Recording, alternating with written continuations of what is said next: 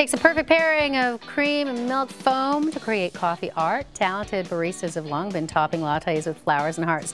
Our next guest, though, is an artist of a brand new level. Brian Leonard of Toronto Espresso Bar, the Coffee Bar Inc. is here to show us some of his amazing creations. Welcome, and thanks for coming in. Thank you for having me. But let me get this straight. So you didn't even make any of these coffees until a few years ago? I started making coffee 2 years ago, and that's it.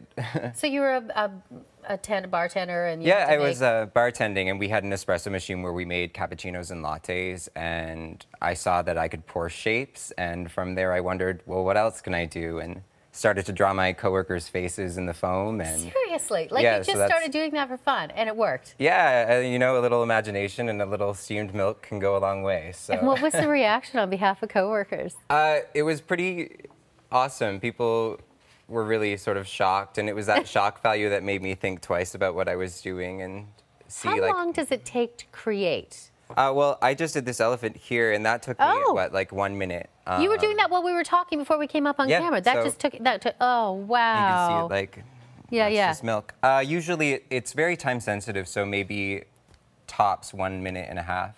And elephants have kind of become a bit of a signature for you? Yeah, well, I always like to make them for people and tell them that they're a sign of good luck, and, you know, that's fantastic. It's a good luck in your coffee. So what about, I guess on social media, people love this too, that you've been posting or people have, you know, tweeted and Facebooked.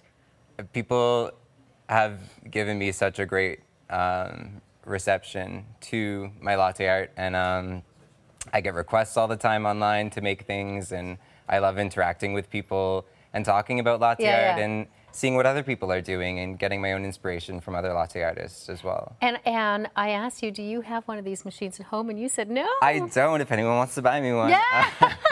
Because you do it at work so much, I thought, well, maybe you just don't want it, but you have fun doing it still. Yeah, it's such a pleasure to do, and I have so much fun just being creative and taking milk and espresso and turning it into something completely different. So how do you, I mean, I think it's difficult enough to do an elephant or anything like that, but when you're doing a face, like a human face, does that take even longer? No, like I was gonna do your face if you wanted to. That's scary. Sure, yeah, show me. Have a drink here. So for people, when they come in, and do they ask you for certain things in their coffee, or do you just surprise them? No, I love taking requests. I really do. And the more I've been doing this, and I've had more people coming in asking for different things, like company logos or their favorite sports team, a picture of their boyfriend, you know, just anything, their favorite animal, and I love to do that. So that you've got a reputation that, like, people want to come in and they want you to make their coffee and they want you to do whatever. Some people would probably say, surprise me, I guess. Yeah, and some people don't understand what I mean when I ask, is there something I can put in your coffee for you? And they think like sugar or milk. I'm like, no, like your face or a bear or whatever you want. So what about others there? Like, do they say, oh, you know, Brian, teach me how to do this? I get a lot of requests on the internet to do tutorials, and people just don't really understand how it's made, or they look at a picture of it and don't really see that it's actually just coffee and you can drink it. That would be hard to do a tutorial doing something like this. Yeah, I mean, I'll try to explain what I'm doing to you here, but you'll just see what I'm doing. So I just steamed this milk. Yeah. It's all about getting the right milk consistency. You want it to just, you can see there's like tiny little bubbles in there. And you can tell from the consistency, because you've done this long enough, you know that that's the right thing to do. I'm a pro. Yeah. You are? No.